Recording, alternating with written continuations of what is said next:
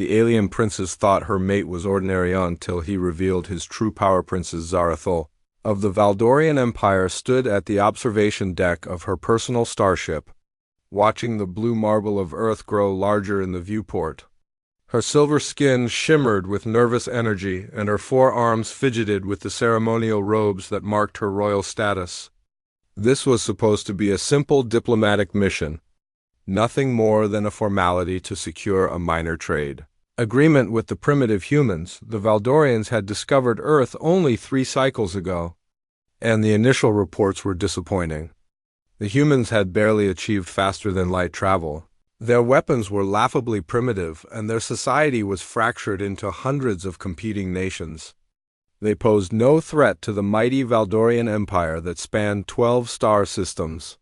"Your Highness," called Commander Vex from behind her, "we're receiving a transmission from the human delegation. They're requesting permission to board." Zarathul sighed, her breath creating small frost crystals in the recycled air. Her people were adapted to cold worlds, and even the ship's atmosphere felt warm to her. Grant them permission. Let's get this over with quickly. She had argued against this mission from the beginning. Why waste time on such an insignificant species? But her father, Emperor Thaindok, insisted that even minor worlds deserved proper diplomatic attention. It was the Valdorian way to be thorough. Even when dealing with primitives, the airlock hissed open, and Zarathul watched as 3 humans in simple black suits entered her ship. They moved with surprising grace for such a primitive species, but she noticed how they seemed to struggle slightly with the ship's gravity settings. Weak, as expected, the lead human stepped forward and offered a strange gesture, extending his right hand. Zarathul had been briefed on human customs and reluctantly extended one of her own hands to clasp his. His skin was warm, almost burning hot compared to her natural temperature. "Your Highness," the human said in surprisingly fluent Valdorian. "I'm Captain Marcus Chun of the United Earth Defense Force. Thank you for agreeing to meet with us." Zarathul studied him carefully. He was tall by human standards, with dark hair and brown eyes that seemed to take in everything around him. There was something about his calm demeanor that struck her as odd. Most primitive species showed fear or overwhelming awe when meeting Valdorians for the first time. This human seemed almost comfortable. "Captain Chun," she replied in accented English, having learned the dominant Earth language for this mission. "I hope this meeting will be brief. My time is valuable." Marcus smiled, and Zarathul found herself momentarily distracted by the expression. Valdorians didn't smile the way humans did, and there was something disarming about it. "Of course, Your Highness. We understand you're doing us a great honor by visiting our system personally." He gestured to his companions. "These are my advisors, Dr. Sarah Kim and Colonel James Foster." The formal introductions continued as they moved to the ship's conference room. Zarathul couldn't shake the feeling that something was different about this. "Captain Chun," he moved with a fluid precision that seemed almost military. But Earth's military forces were supposed to be centuries behind Valdorian standards. As they sat down to discuss trade agreements, Zarathul found herself paying more attention to Marcus than to the actual negotiations. His responses were intelligent and well-considered, showing a deep understanding of interstellar politics that seemed advanced for his species. When he spoke about Earth's resources and capabilities, there was a confidence in his voice that didn't match the reports she'd read. "Your planet seems to have an abundance of rare Earth minerals," she commented during a lull in the discussion. "Yet your extraction methods appear primitive." Marcus exchanged a quick glance with his companions. "We prefer sustainable methods, Your Highness. Sometimes efficiency isn't the most important factor." "How refreshingly naive," Zarathul said, though she found his answer intriguing rather than foolish. As the hours passed, she discovered that Captain Chung was not only intelligent but also well-traveled. He spoke knowledgeably about star systems she'd visited, mentioned trade routes she was familiar with, and even referenced historical events that few outside the Valdorian Empire would know about. "You seem remarkably well-informed for someone from such a young civilization," she observed. "We're quick learners." Marcus replied with that disarming smile again. During a break in negotiations, Marcus offered to show her something he called human hospitality. He led her to a smaller chamber where he had somehow arranged for what he called earth tea to be served. The warm beverage was unlike anything she'd tasted, and the ritual of sharing it felt strangely intimate. "This is pleasant," she admitted, surprised by her own words. "I'm glad you like it. On Earth, sharing tea is often how we build understanding between strangers." Zarathil found herself studying his face as he spoke. There were small lines around his eyes that suggested he smiled often, and his hands moved with careful precision when he poured the tea. For a primitive human, he had remarkably refined manners. "Tell me about your world," she said, surprising herself with the request. This wasn't part of the diplomatic protocol. Marcus spoke about Earth with genuine affection, describing vast oceans, towering mountains, and billions of humans living in relative harmony despite their differences.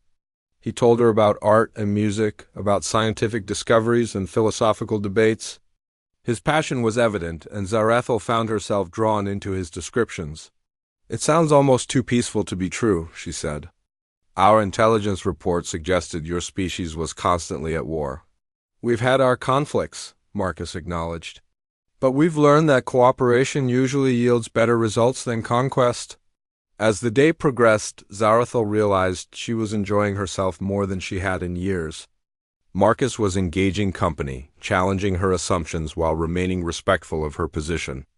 When he laughed at her descriptions of Valdorian court politics, she found the sound oddly pleasing. By the time the formal negotiations concluded, Zarathil had agreed to trade terms that were far more favorable to Earth than she had originally planned.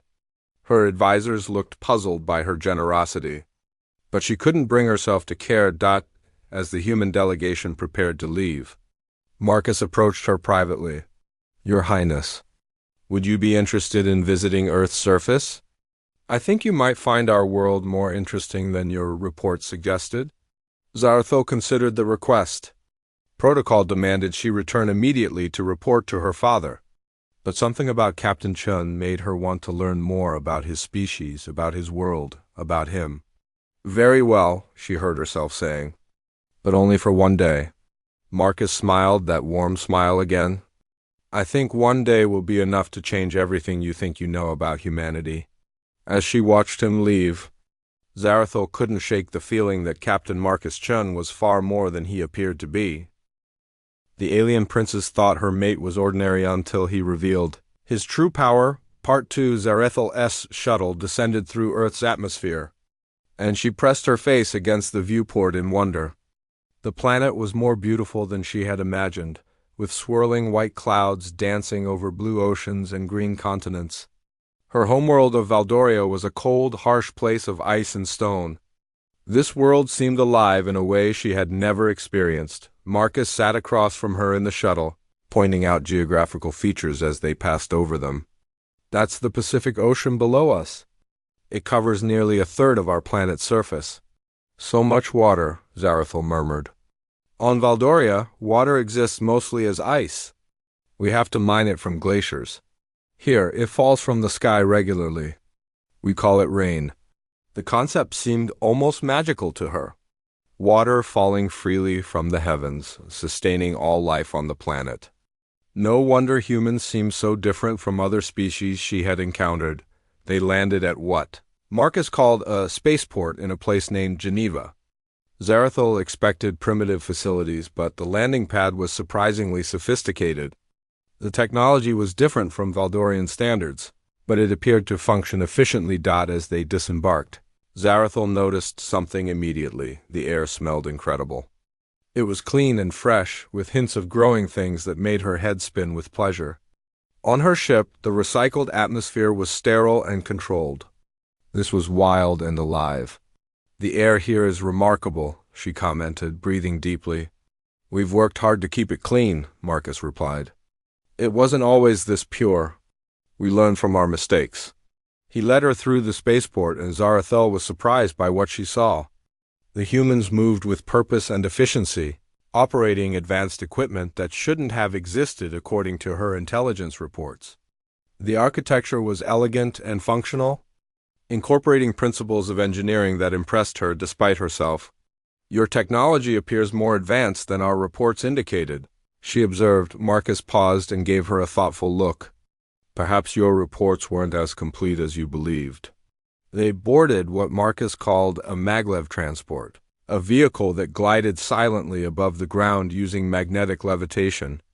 The ride was smoother than anything Zarathil had experienced, and she found herself gripping the armrests as they accelerated to incredible speeds. "This is faster than our atmospheric vehicles," she admitted reluctantly. "We believe in making travel comfortable and efficient," Marcus said. "No point in having technology if it doesn't improve daily life." Through the transport's windows, Zarathil saw a landscape that defied her expectations. Cities rose from the earth like organic growths, their buildings curved and flowing in harmony with the natural terrain. Vast forests stretched between urban areas, and she could see the shimmer of clean rivers winding through it all. "Your cities don't look like industrial centers," she noted. "Where are the factories? The mining operations?" "Most of our heavy industry is located off-planet now," Marcus explained casually. "We prefer to keep our homeworld pristine." Zarathil stared at him. Off-planet industry required massive space-based infrastructure and transportation networks. The humans barely had faster-than-light capability according to her reports. How could they possibly have moved their entire industrial base into space? They stopped at what Marcus called a cultural center in the heart of Geneva. The building was a masterpiece of engineering, its transparent walls offering views of gardens that seemed to float in mid-air. Inside, Zarathil was amazed to see humans engaged in activities she didn't understand. "What are they doing?" she asked, watching a group of humans moving in perfect synchronization to rhythmic sounds. "Dancing," Marcus explained. "It's one of our art forms. We use movement and music to express emotions and tell stories." Zarathil watched in fascination as the dancers leaped and spun with impossible grace. Their movements seemed to defy gravity, and she realized with shock that they actually were. The humans were using some form of gravity manipulation to enhance their performance. "How are they doing that?" she demanded. Marcus smiled mysteriously. "Humans are very creative when it comes to artistic expression." They moved to another area where humans were creating visual art using light itself as a medium. Three-dimensional sculptures of pure energy hung in the air, shifting and changing in response to the artist's gestures. Zarathil recognized the technology involved. It was similar to Valdorian holographic systems, but far more sophisticated. "This is impossible," she whispered. "Your species shouldn't have this level of technology." "Shouldn't according to whom?" Marcus asked gently. Before she could answer, they were approached by an elderly human woman with silver hair and kind eyes. She spoke rapidly in what sounded like several different languages, and Zarathil was shocked to realize she understood all of them. The woman was speaking in Valdorian, Zerethi, Korvaxian, and 3 other alien languages fluently. "This is Dr. Elena Vasquez," Marcus introduced. "She's one of our xenolinguistic specialists." Dr. Vasquez smiled warmly at Zarathil and spoke in perfect Valdorian. "Welcome to Earth, Your Highness. We're honored by your visit. I hope you're finding our world interesting." "How do you know so many alien languages?" Zarathil asked, her confusion growing. "We believe communication is the foundation of all relationships," Dr. Vasquez replied. "We make it a priority to understand those we meet." As the tour continued, Zarathil saw more things that challenged everything she thought she knew about humanity. A group of human children were playing a game that involved manipulating small objects with their minds. When she looked closer, she realized they were using telekinetic abilities she had only heard described in ancient Valdorian legends. "The children appear to have psychic abilities," she commented, trying to keep her voice steady. "All human children develop some level of mental enhancement," Marcus explained matter-of-factly. "We encourage them to explore their capabilities from an early age." Zarathil felt a chill that had nothing to do with her natural body temperature. Mental enhancement was theoretical technology that even the Valdorians hadn't mastered. How could primitive humans be teaching it to children as naturally as reading and writing? They visited a laboratory where human scientists were working on projects that made her head spin. She saw matter being manipulated at the subatomic level, energy being drawn from apparently empty space, and biological systems being programmed like computer software. Your scientists appear to be working on technologies that we consider advanced theoretical concepts, she said, her voice tight with growing alarm. We're curious by nature, Marcus replied. Once we learned that other intelligent species existed, we became very motivated to understand how the universe really works. At a medical facility, Zarathul watched human doctors performing procedures that seemed miraculous. They were regrowing lost limbs, curing genetic diseases by rewriting DNA in real time, and treating injuries that would be fatal even with Valdorian technology. How long have you had this level of medical capability? She asked. Oh, this is fairly recent, Marcus said. We made significant breakthroughs in the last few years. Knowing that we weren't alone in the universe inspired us to push the boundaries of what we thought possible. By the end of the day, Zarathul's worldview had been completely shattered. Everything she had been told about humanity was wrong. These weren't primitive beings stumbling around in the darkness of ignorance. They were a species that had somehow leapfrogged centuries of technological development in just a few short years. As they returned to the spaceport, she finally voiced the question that had been burning in her mind all day. Captain Chun, who are you people really? Our intelligence report said you were barely capable of interstellar travel. But everything I've seen today suggests you're more advanced than the Valdorian Empire. Marcus stopped walking and turned to face her. For the first time since they'd met, his casual demeanor shifted slightly, and she caught a glimpse of something deeper behind his eyes. That's an interesting question, Your Highness, he said quietly. Perhaps the better question is, why do you think your intelligence reports were so inaccurate? Zarathul stared at him, a cold certainty forming in her mind. You let us see what you wanted us to see. Marcus smiled, but this time the expression was different. It was still warm and friendly, but there was something else there now, something that made her realize. She had been looking at only the surface of a very deep ocean. Tomorrow, I'd like to show you something that will explain everything, he said. If you're willing to see the truth about humanity. The alien princess thought her mate was ordinary until he revealed his true power. Part 3. Zarathul spent a sleepless night aboard her ship, her mind racing with questions that had no answers. The humans had been deliberately deceptive about their capabilities, but why? What could they possibly gain by appearing primitive to the Valdorian Empire? Her species was one of the most powerful in the known galaxy, with technology and military might that could crush entire civilizations. The next morning, Marcus arrived as promised, but this time he wasn't alone. 3 other humans accompanied him, and Zarathul immediately sensed something different about them.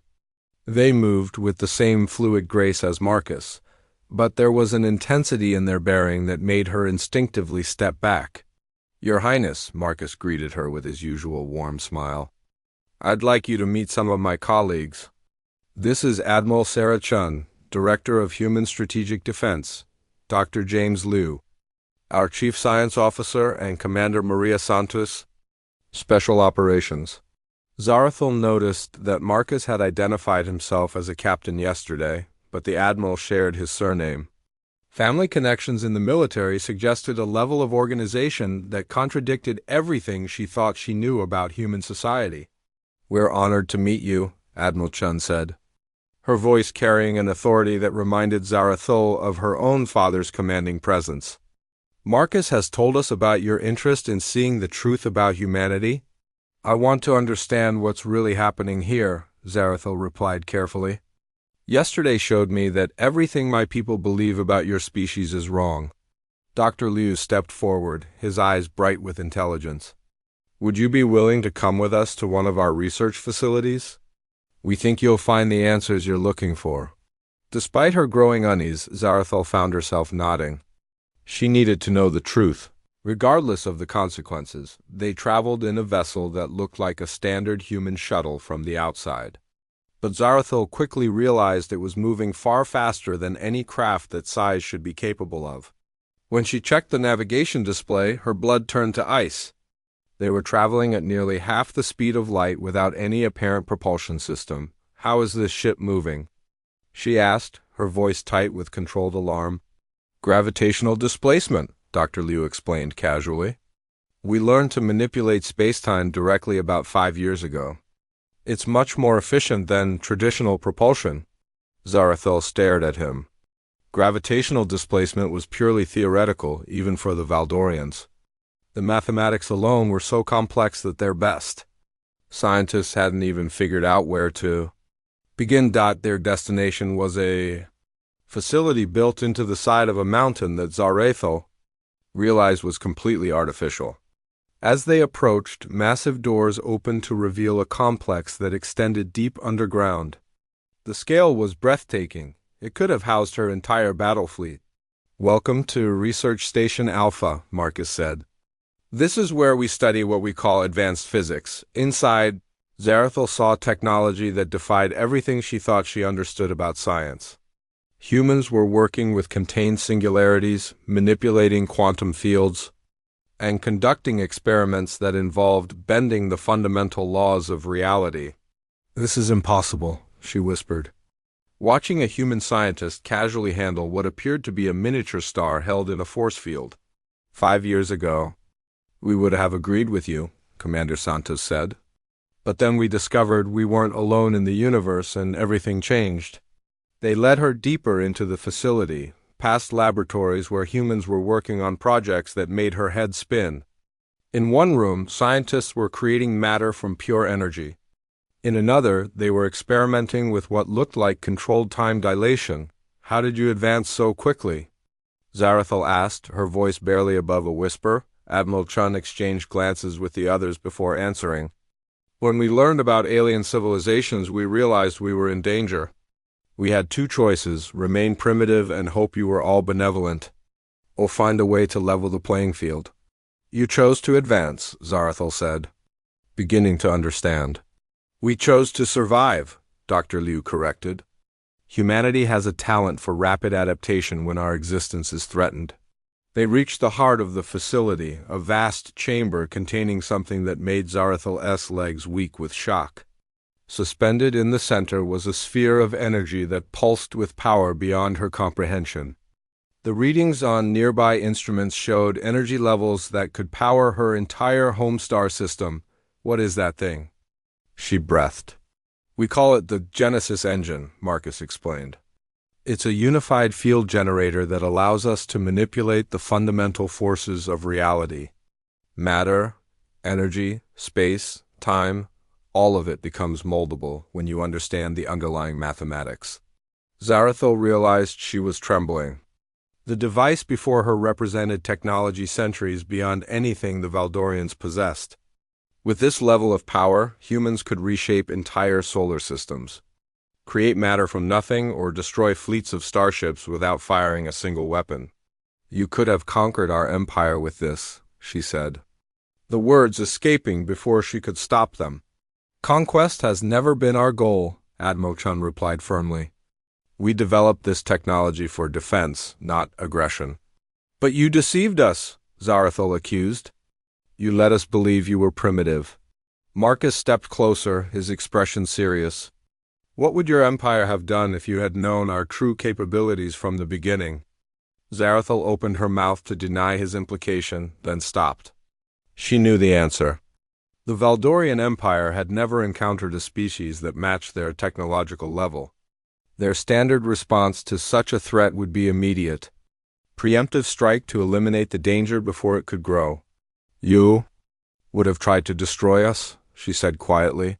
"We weren't ready for that kind of conflict 5 years ago," Dr. Liu admitted.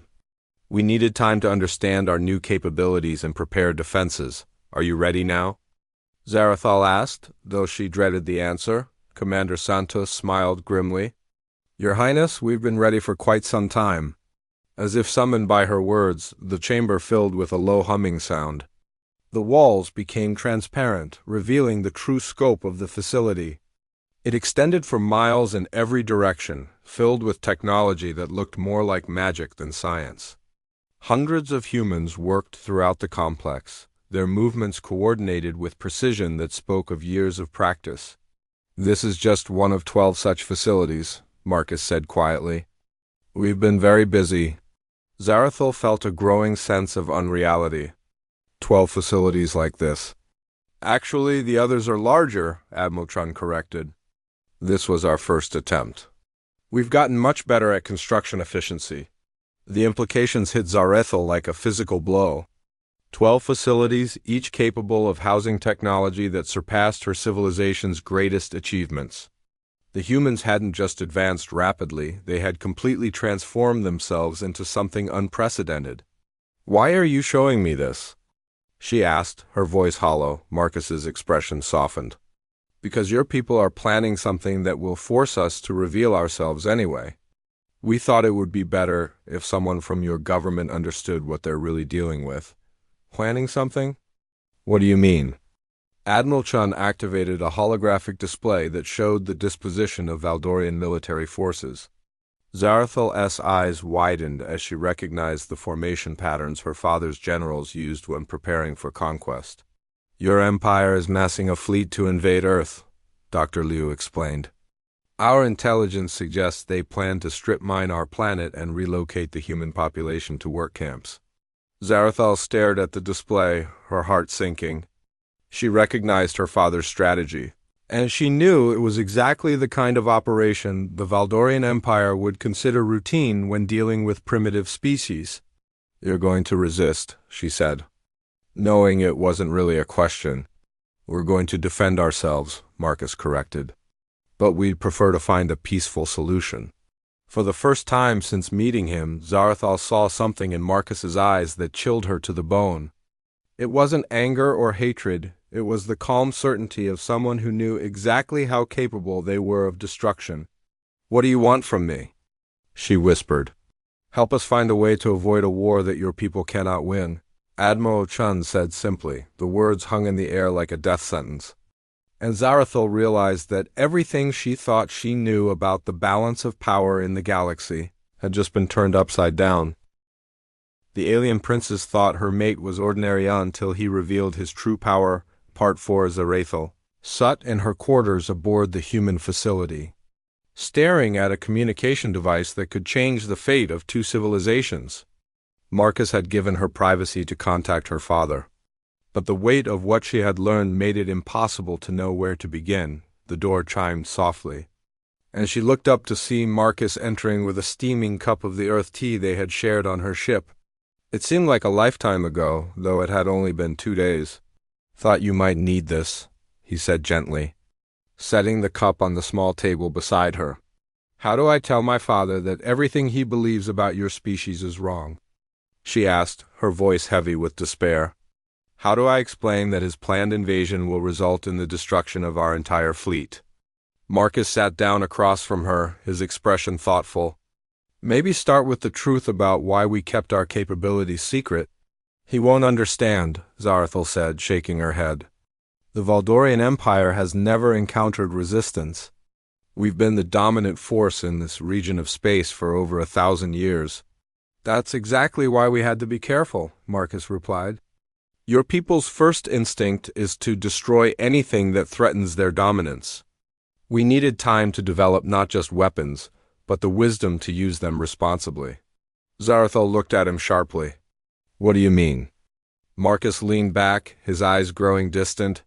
3 years ago, when we first achieved unified field manipulation, there was a faction in our government that wanted to strike preemptively at every alien civilization we knew about. They argued that it was the only way to ensure Earth's safety. "What stopped them?" "We did," Marcus said simply. "The scientific community, the military leaders, the people themselves. We realized that becoming conquerors would destroy everything that makes us human." Zarathil stared at him, struggling to process this information. "You had the power to conquer the galaxy and you chose not to use it?" "Power without restraint isn't strength," Marcus explained. "It's just another form of weakness. We've seen what happens to civilizations that choose conquest over cooperation. They eventually destroy themselves. Before Zarathil could respond, Admiral Chen's voice came over the facility's communication system. All personnel to stations.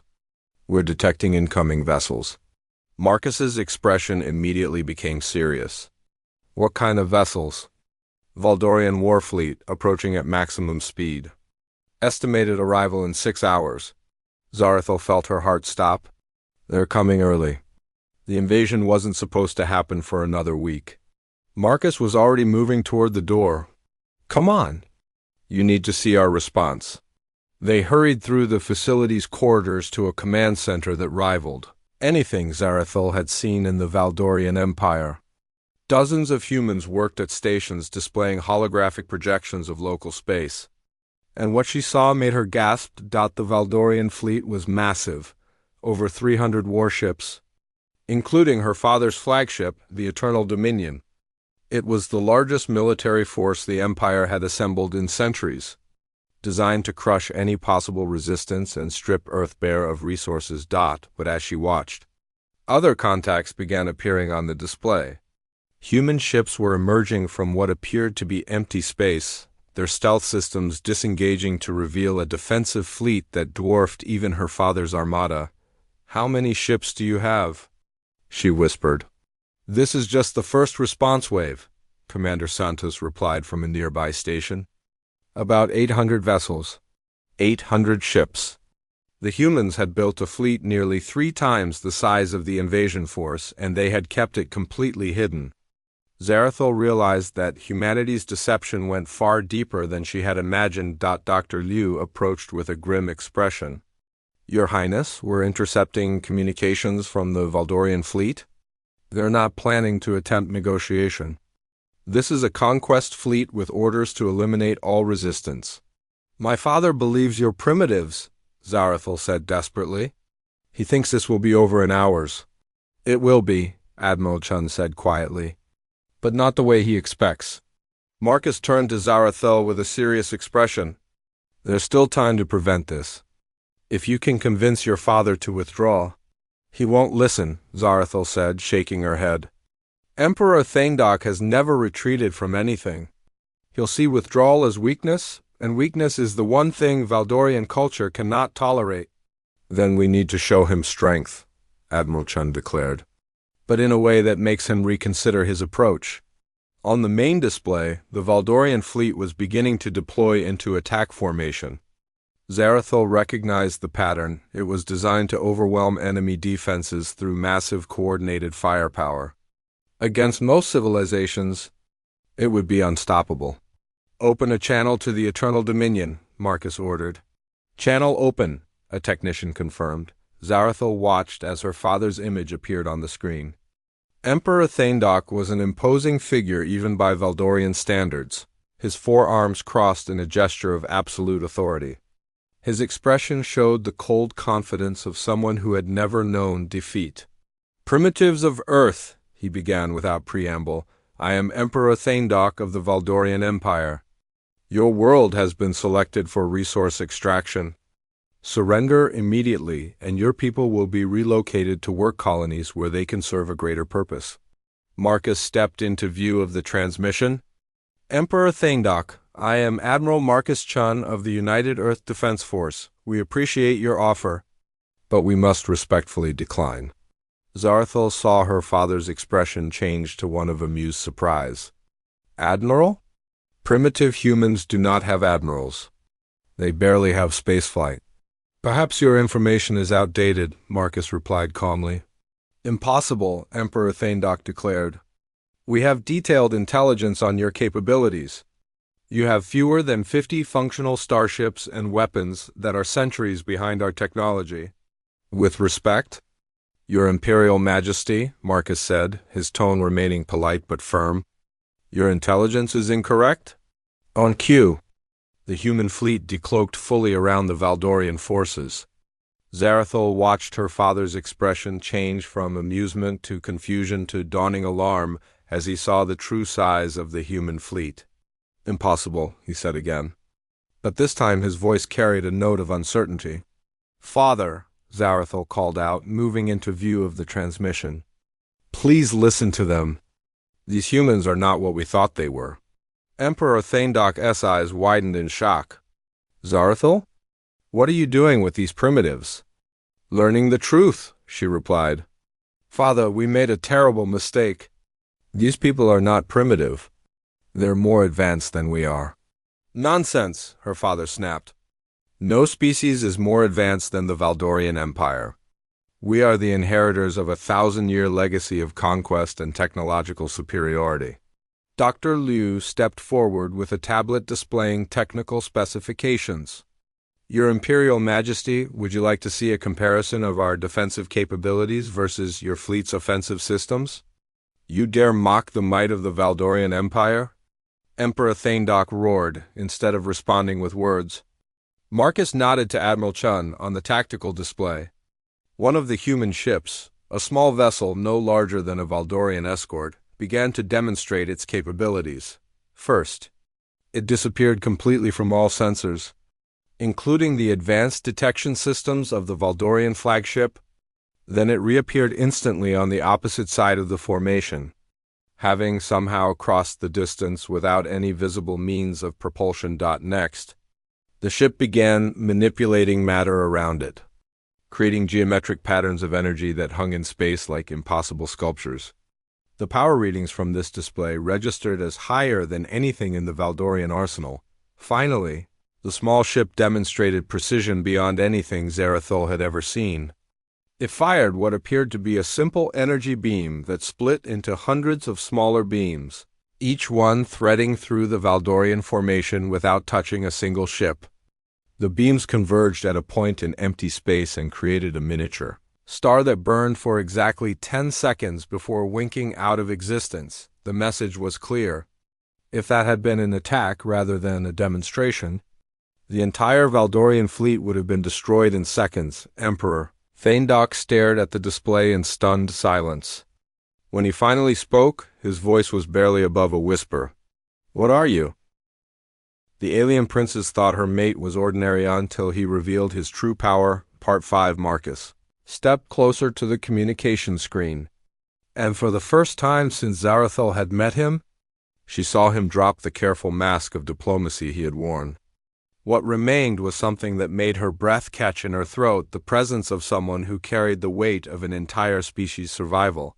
We are humanity, Your Imperial Majesty, Marcus said quietly. We are what happens when a species faces extinction and refuses to accept defeat. Emperor Thaindok's forearms trembled slightly, a sign of deep emotional distress that Zarathul had never seen in her father before. This is impossible. Our scouts, our intelligence networks, our technology, all of it said you were primitive.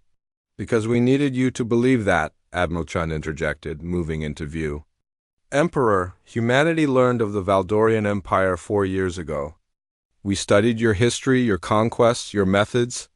We knew exactly what would happen if you perceived us as a threat. You deliberately deceived us, Emperor Thaindok said, his voice carrying a mixture of outrage and grudging respect.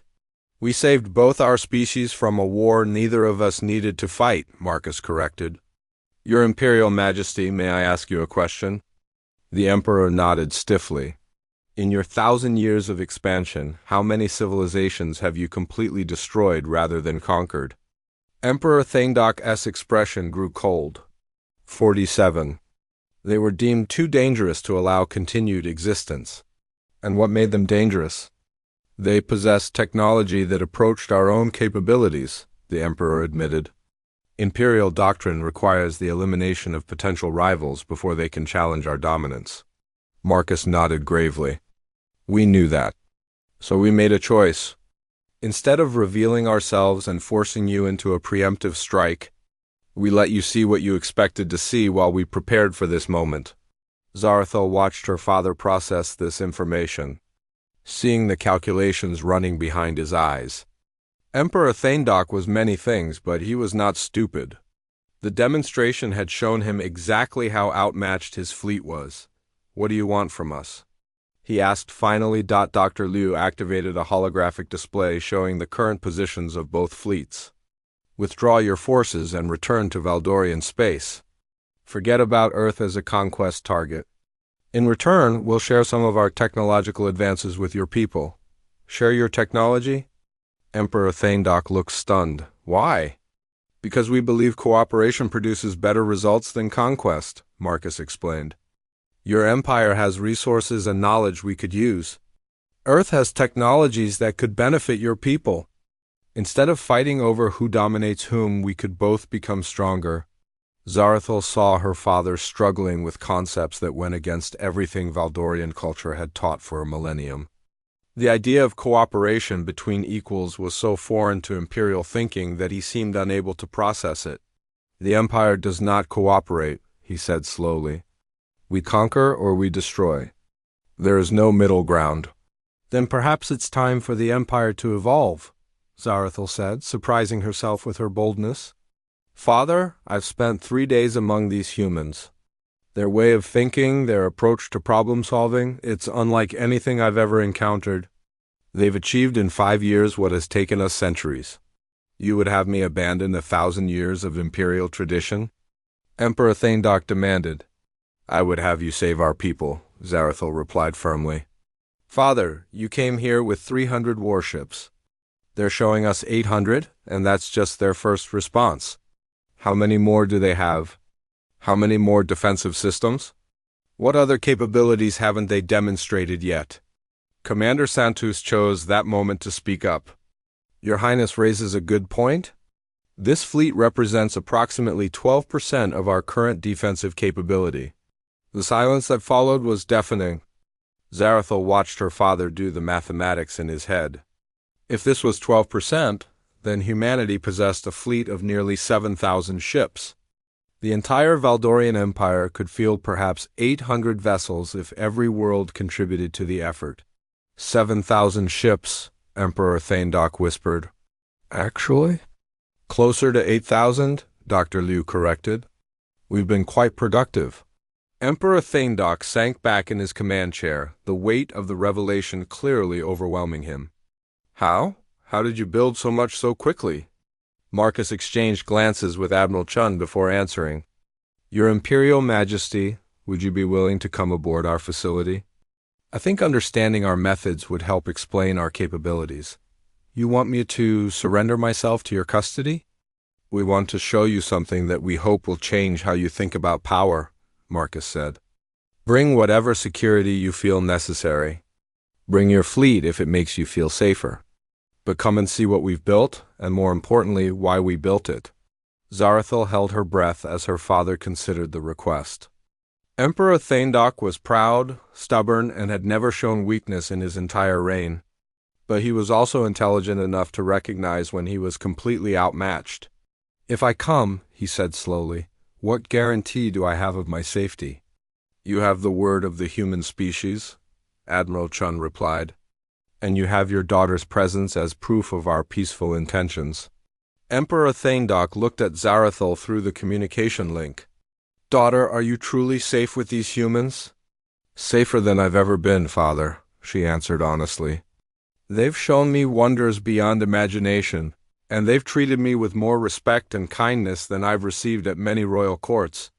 The emperor was quiet for a long moment before making his decision. Very well. I will come aboard your facility.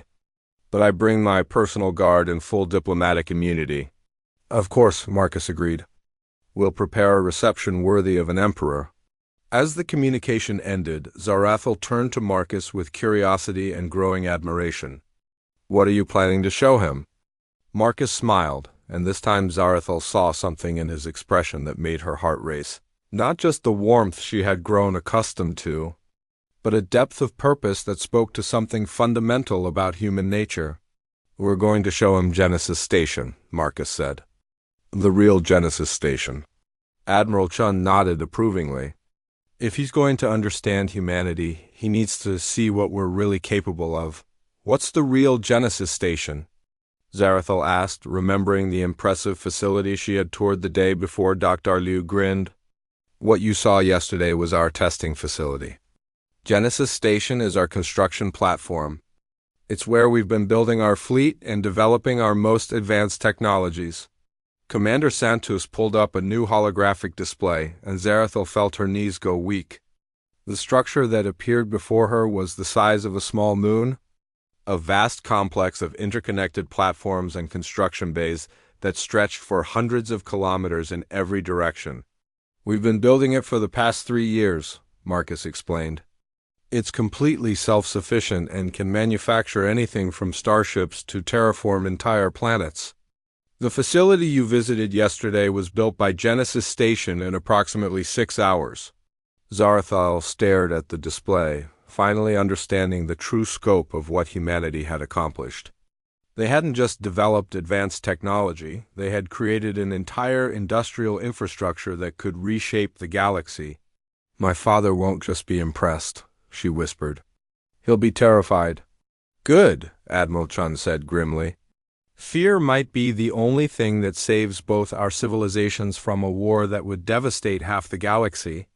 As preparations began for Emperor Thaindok's visit, Zarathal found herself looking at Marcus with new eyes. This wasn't just a human diplomat or even a military officer. He was one of the people responsible for humanity's transformation from a primitive species to something that could challenge the fundamental balance of power in the galaxy. And despite everything, despite the revelation of his true nature and the awesome responsibility he carried, she found herself more drawn to him than ever before. The alien princess thought her mate was ordinary until he revealed his true power. Part 6. The journey to Genesis Station took place in the most advanced vessel Zarathal had ever seen. Emperor Thaindok had brought his personal guard of 12 elite warriors, but even they seemed diminished by the casual display of human technology surrounding them. The ship moved through space in ways that defied conventional physics. Folding distance rather than traveling through it? "Spatial compression," Dr. Liu explained when Emperor Thaindok asked about their method of travel. "We manipulate the fabric of space-time to bring our destination to us rather than moving ourselves to it." Zarathal watched her father absorb this information with growing unease. Each new revelation about human capabilities was another blow to the worldview that had sustained the Valdorian Empire for a millennium. When Genesis Station came into view, even the stoic Valdorian guards gasped in amazement. The structure was massive beyond comprehension, a sprawling complex of interconnected platforms that seemed to stretch endlessly in all directions. Construction bays the size of cities birthed new starships every few minutes, while vast manufacturing complexes produced materials that shouldn't have been possible to create. "This is what 5 years of human engineering looks like," Marcus said quietly as they approached a docking platform. "When your species faces extinction, you discover capabilities you never knew you possessed." Emperor Thaindok had been silent for most of the journey, but now he spoke in a voice barely above a whisper. "How many beings work here?" "About 2 million, Admiral Chun replied. "Though work might not be the right word. Most of our people here are engaged in research, exploration, and creation. The actual construction is handled by automated systems." As they disembarked, Zarathal was struck by the atmosphere of the station. Unlike the sterile efficiency of Valdorian facilities, this place hummed with life and energy. Humans moved through the corridors with purpose and enthusiasm, engaged in projects that seemed to span every field of knowledge imaginable. They were greeted by a woman who introduced herself simply as Director Sarah Kim. Zarathal realized this was the same person Marcus had mentioned as one of his advisors during their first meeting, but here she carried herself with the authority of someone who commanded vast resources. "Welcome to Genesis Station, Your Imperial Majesty," she said to Emperor Thaindok. "We're honored to have you visit our home." "Your home?" the Emperor asked. "Many of us live here permanently," Director Kim explained. "When you're working on projects that might reshape the nature of reality itself, you prefer to be close to your laboratory." They began a tour that systematically dismantled every assumption the Valdorians had held about technological development. In the first section, human scientists were working with materials that existed only in theoretical mathematics. Zarathal watched them manipulate substances that had properties changing based on the observer's expectations. "Reality-responsive materials," Dr. Liu explained. They adapt their characteristics based on what you need them to be. The ship that brought you here is built primarily from these substances. Emperor Thaindok examined a piece of the material with growing amazement. This should be impossible. The quantum mechanics alone are entirely rewritten when you understand that consciousness plays a direct role in physical reality, Director Kim finished. One of our first major breakthroughs was realizing that the universe is far more responsive to intelligent observation than anyone previously believed. They moved through sections dedicated to energy research, where humans had learned to extract power directly from the quantum vacuum. The amounts involved were staggering, single generators that could power entire star systems indefinitely.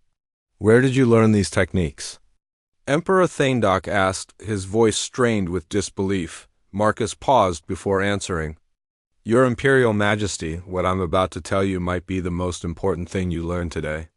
We didn't learn these techniques from anyone. We developed them ourselves. Impossible. This level of advancement requires thousands of years of accumulated knowledge. Unless you approach the problem differently, Admiral Chun said. Most civilizations develop technology incrementally, building on previous discoveries. Humans prefer to start with the question, what do we need to accomplish? And work backward from there. They entered a vast chamber where human engineers were constructing something that made Zarathal's mind real. It appeared to be a miniature galaxy, complete with stars, planets, and complex gravitational interactions, all contained within a space no larger than her father's throne room. Pocket universe, Director Kim explained casually. We use them for testing new physical laws before implementing them in normal space. This particular one has different constants for the speed of light and gravitational force. We're seeing how life might evolve under those conditions. Emperor Thaindok stared at the miniature galaxy in stunned silence. Creating pocket universes was technology so advanced that even the Valdorian Empire's most optimistic scientists considered it impossible. You're playing with the fundamental nature of existence itself, he whispered. We prefer to think of it as learning, Dr. Liu said. The universe is far more flexible than most species realize. Once you understand that physical laws are more like guidelines that can be adjusted under the right circumstances, amazing things become possible. As they continued deeper into the station, Zarathil noticed something that surprised her. Despite the overwhelming display of technological supremacy, the humans weren't using their tour to intimidate her father. Instead, they seemed genuinely excited to share their discoveries with someone who could appreciate their significance. Why are you showing us this? She asked Marcus during a brief pause in the tour. Because we hope your father will understand that this isn't about dominance, Marcus replied. It's about potential.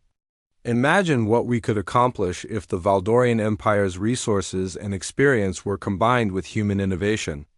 They reached the heart of Genesis Station, a chamber that contained something Zarathil could barely comprehend. It was a sphere of pure creativity, a device that could apparently transform thought into reality. As they watched, a human scientist imagined a complex mathematical structure, and the sphere brought it into existence as a physical object. Reality engineering, Director Kim explained. The culmination of everything we've learned about the relationship between consciousness and physical existence. With this technology, the only limitation is imagination. Emperor Thaindok approached the sphere with reverent awe. You can create anything? Anything that doesn't violate the fundamental principles of existence, Dr. Liu confirmed. And we're still discovering what those principles really are. Show me, the Emperor commanded. Marcus nodded to the technician operating the sphere. Think of something you'd like to see created. Anything at all. Emperor Thaindok was quiet for a long moment before speaking. My first crown? I lost it in a battle centuries ago. It was forged from the crystallized core of a dying star and contained the history of my ancestors. The sphere pulsed with soft light, and within moments an exact replica of the crown materialized in the air before them. But it wasn't just a copy. Zarathil could sense that it contained the same quantum resonance patterns as the original. complete with its historical significance. Emperor Thaindok reached out with trembling hands to take the crown, his eyes wide with wonder and fear. This is the power of gods. This is the power of humanity when we work together toward a common goal, Marcus corrected gently. Your Imperial Majesty, we're not showing you this to threaten you. We're showing you this because we want you to understand what becomes possible when species cooperate instead of compete. The Emperor held his recreated crown, staring at it as if it contained the answers to questions he had never known how to ask. When he finally looked up, his expression had changed completely. What do you want from the Valdorian Empire?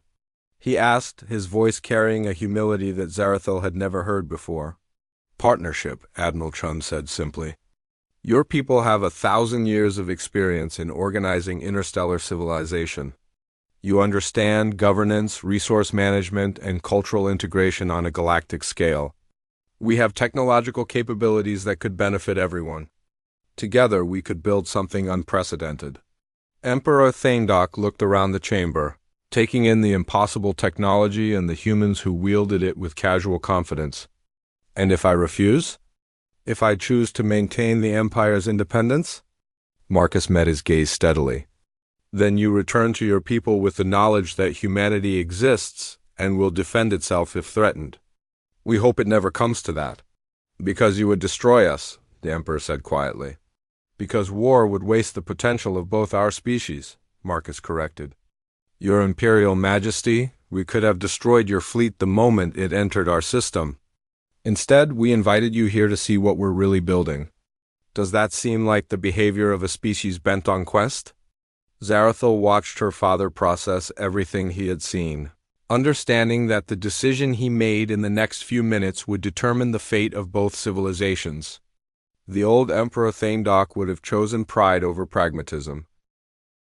The alien princess thought her mate was ordinary until he revealed his true power. Part 7. Emperor Thaindok returned to his flagship with his crown and a mind full of impossible possibilities.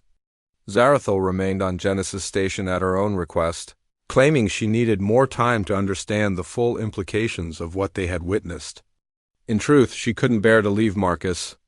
Not when she was finally beginning to understand who he really was. They stood together on an observation deck overlooking the station's main construction bays, watching new starships take shape with impossible speed. The sight had become oddly comforting to Zarathil, a reminder that some things could be built rather than conquered. Your father is a remarkable leader, Marcus said quietly. I can see why the Valdorian Empire has endured for so long under his guidance. He's never faced anything like this before, Zarathil replied. For 1,000 years, the Empire has been the most advanced civilization in this region of space. We defined what was possible. Now you've shown him that our definition was completely inadequate. Marcus turned to look at her, and she was struck again by the depth of intelligence in his eyes. How do you think he'll decide? I don't know, she admitted. The pragmatic part of him understands that cooperation is the only logical choice. But he spent his entire life believing that strength comes from dominance. Accepting partnership means acknowledging that the Empire's fundamental philosophy is flawed. They were interrupted by Admiral Chun's voice over the communication system. Admiral Chun to Admiral Marcus. We're receiving a priority transmission from the Eternal Dominion. Marcus raised an eyebrow at Zarathil. Admiral Marcus? She felt heat rise in her cheeks. I may have overheard some conversations among your crew. Why didn't you tell me your real rank? You never asked, Marcus replied with that warm smile she had grown to love. And I wanted you to get to know me as a person before you knew what I represented. They hurried to the command center, where Emperor Thaindok's image was waiting on the main display. The Emperor looked older than when he had left, as if the weight of his decision had aged him years in a matter of hours. Admiral Marcus Chun, he began formally. I have consulted with my advisors and considered everything you have shown me. I have also reviewed our intelligence reports about other human activities in this region of space. Zarathil felt her heart sink. Other activities? What hadn't they told her about? Your Imperial Majesty? Marcus prompted. 3 hours ago, our long-range sensors detected human vessels, providing aid to the Zerani colonies that were devastated by the plasma storms last month. Your ships arrived with supplies, medical personnel, and technology to restore their atmospheric processors. Marcus nodded. The Zerani are good people.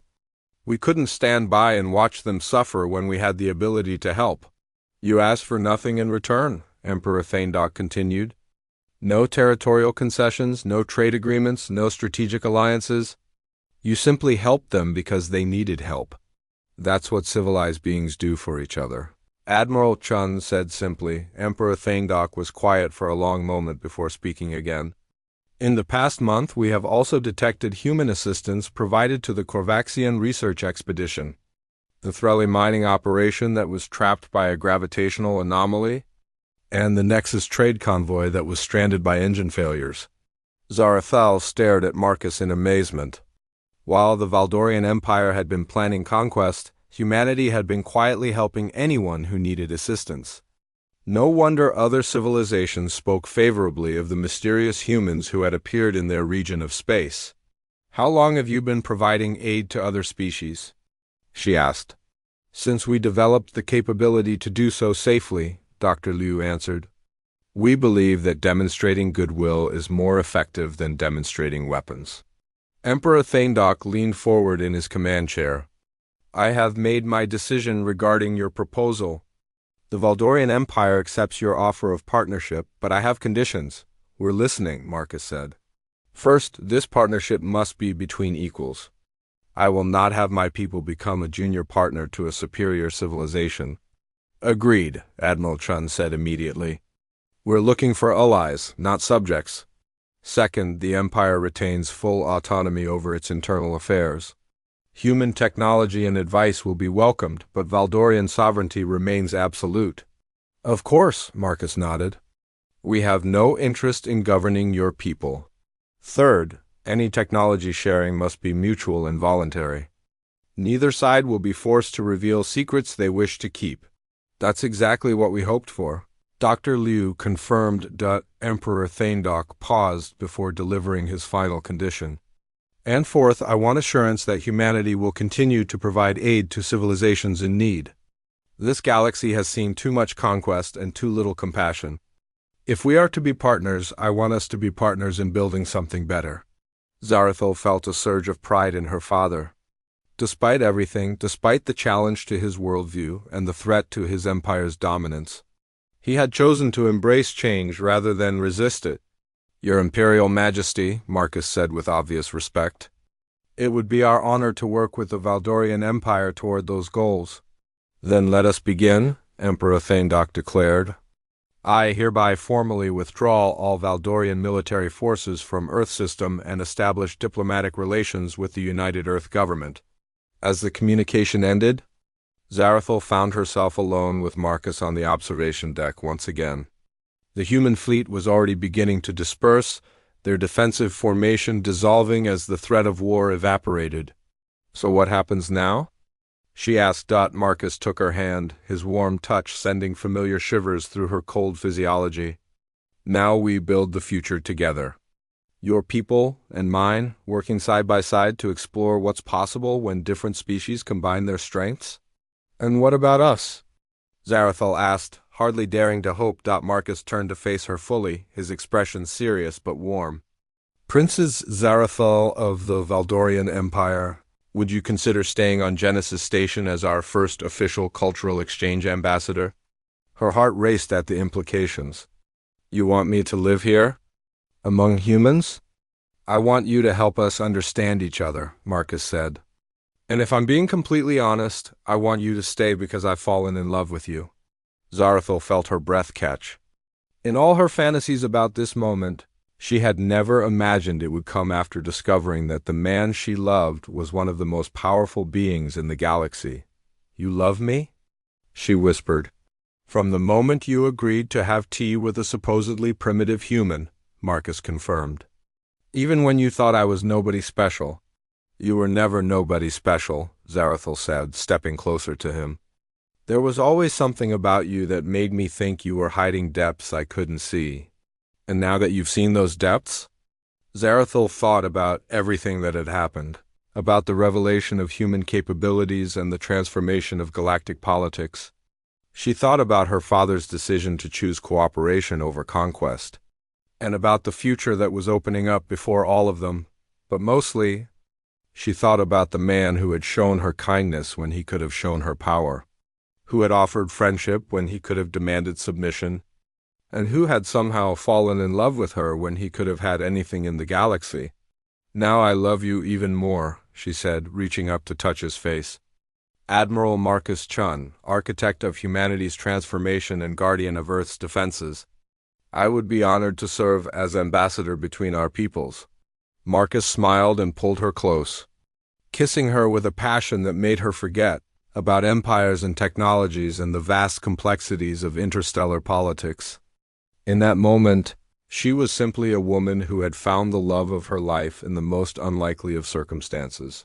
When they finally broke apart, Zarathul looked out at the vast construction bays of Genesis Station, where humans and the first Valdorian volunteers were already beginning to work together on projects that would reshape their understanding of what was possible.